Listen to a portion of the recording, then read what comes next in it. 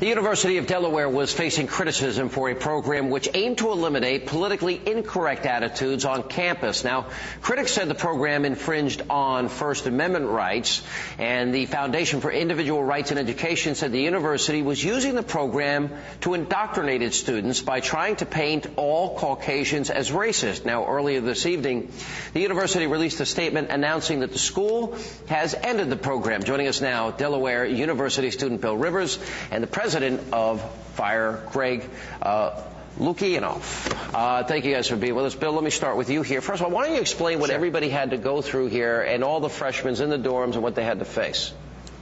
Okay. Well, the way it works is that there seems to be this understanding of freshmen coming into the program that the way you think about the world is inherently wrong, is inherently racist, and we're here to change your mind, and the way we think is right, and the way you think is wrong. So they have these programs that you go through, and I'm going to describe one of them for you if that's okay. You go and you sit down in a circle, and they've got actually a bowl of marshmallows there in front of you, and they read off a series of statements. And if you've ever been afraid to walk through a parking lot at night, you take a marshmallow. If you've ever been made to feel embarrassed because of your parents' job, if you're ever been afraid to show public displays of affection between your boyfriend and girlfriend. And these questions are structured in such a way that at the end of the evening, if you're a white male, you don't have any marshmallows, but female students, other minority students do.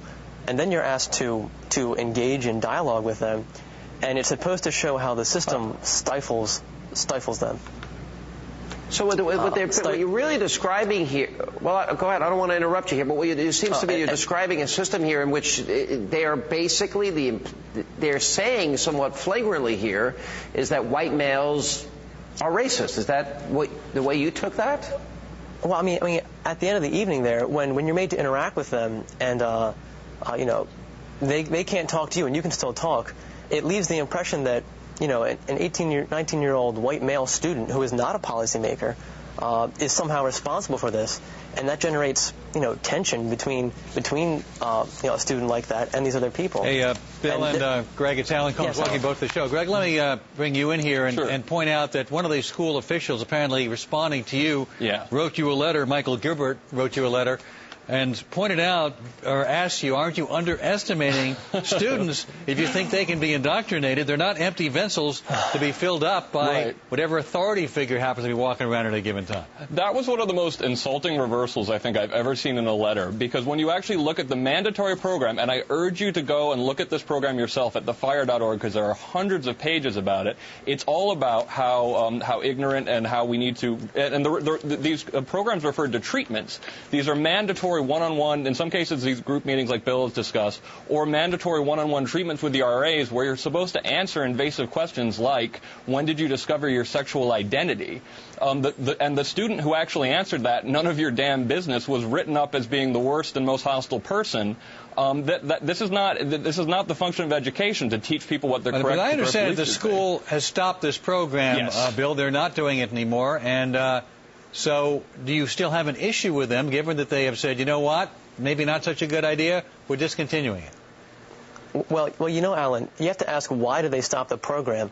And I really think that's been largely due to the efforts of FIRE coming out and saying, hey, wait a minute, you guys shouldn't be doing this. You can't be doing this.